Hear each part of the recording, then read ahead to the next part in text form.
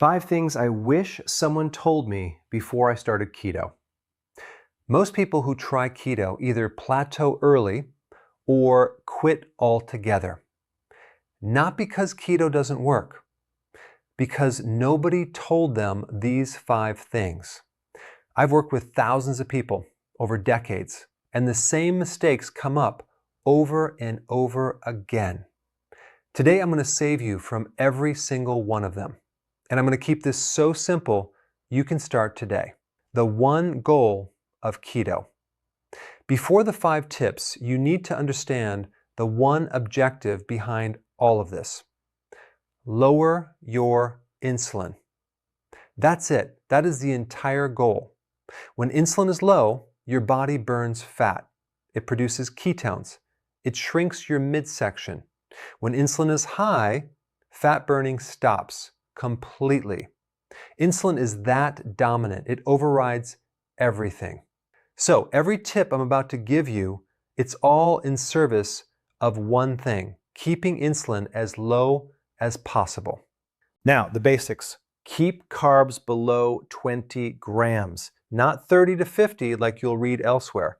20 or less, especially if you want fast results. Protein, roughly the size of the palm of your hand per meal. Fat, 75% of your calories. I'll explain exactly how to do this practically.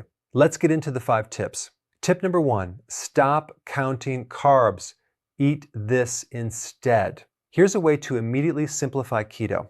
Stop obsessing over carb counts and just build your meals around leafy green salads.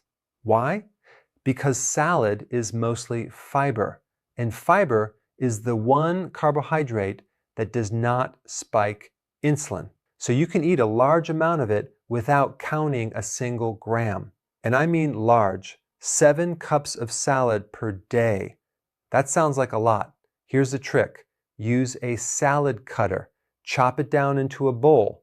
Suddenly, 7 cups becomes very manageable. Add feta cheese, olive oil, a low-carb vinaigrette, 1 gram of carbs or less. There are many of these now. And always eat your salad first, before your protein. It prevents overeating and ensures you actually get it all in. Why does this matter so much? Because salad gives you the potassium, magnesium, vitamin C, vitamin K1, and phytonutrients that prevent keto cramps, keto fatigue, and keto flu. Healthy keto is not just low carb, it's nutrient dense. The salad is how you get there. Tip number 2, never eat low-fat protein. This one trips up so many people. When you choose protein, always choose the fattier version. Lean protein spikes insulin more than fatty protein does. So don't do skinless chicken breast. Do the thigh with the skin, with the fat. Don't do the leanest fish. Do salmon. Do sardines. Buying ground beef? Get the fattiest cut available. Eating steak? Don't trim the fat. Eat it. And avoid whey protein. It has almost no fat and causes a significant insulin spike. The fat that comes with your protein keeps insulin lower and keeps you fuller longer. Tip number 3, use fat as a bridge, not a destination. This tip has 2 phases, and missing the second one is what causes most plateaus. Phase 1, when you're just starting out, increase your fat. Nuts, especially pecans and macadamias, avocado, olives, MCT oil, extra olive oil on your salad. This extra fat serves one purpose. It gets you comfortably through the gap between meals so you can start intermittent fasting. And intermittent fasting combined with low carb, that's where real fat burning begins. Without intermittent fasting, your ketone levels might reach 1 or 2. With it, you can reach 4, 5, even 6. That's a completely different level of fat burning. Start by skipping breakfast. Eat your first meal around noon, your second meal around 6. Over time, push those 2 meals closer together. Phase 2, and here is what almost nobody tells you. Once your hunger disappears, once your cravings are gone, and your body is clearly burning fat, cut back the extra fat. Why?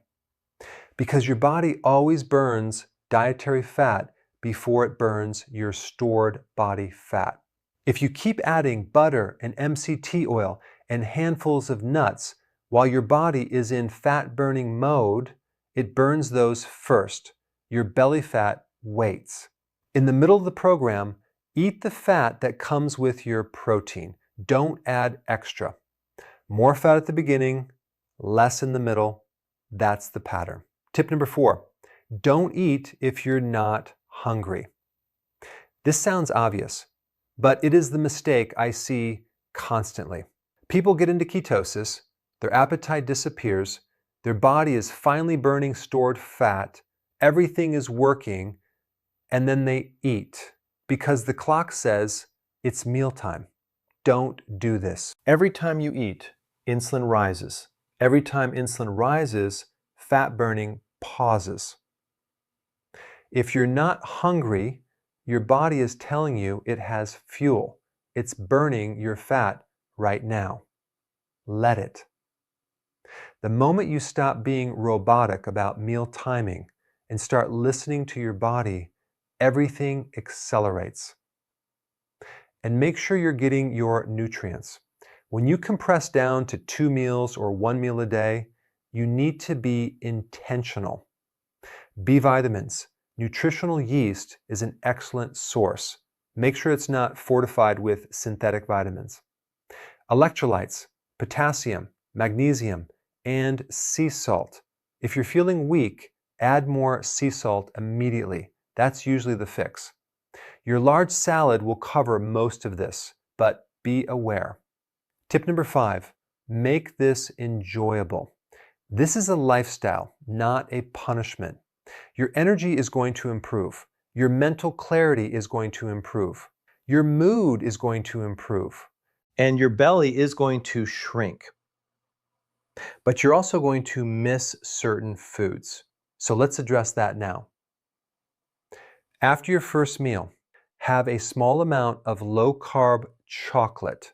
Lily's is a good option. Not the whole bar, half a bar. It's genuinely satisfying. A few times a week, make a keto dessert. There are incredible recipes that will make you feel like you're cheating when you're not. I'll link the recipes below. The goal is for you to look forward to your meals, not dread them. 2 final rules. Rule 1, if something is working, don't change it. This sounds simple, but so many people get results, change something out of curiosity, and then wonder why the results stopped. If it's working, leave it alone, keep going. Rule 2, if something is not working, then you need to change something. I have a full library of plateau-busting videos. I'll link them below. Save them for when you need them. And remember this, because it changes everything.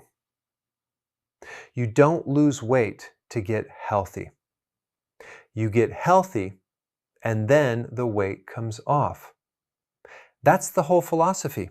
Get healthy first. The fat loss follows. I've created a simple step 1, step 2, step 3 playlist to get you started immediately. It's right here. Watch it now while this is fresh. And when you get results, send me your story. I mean that.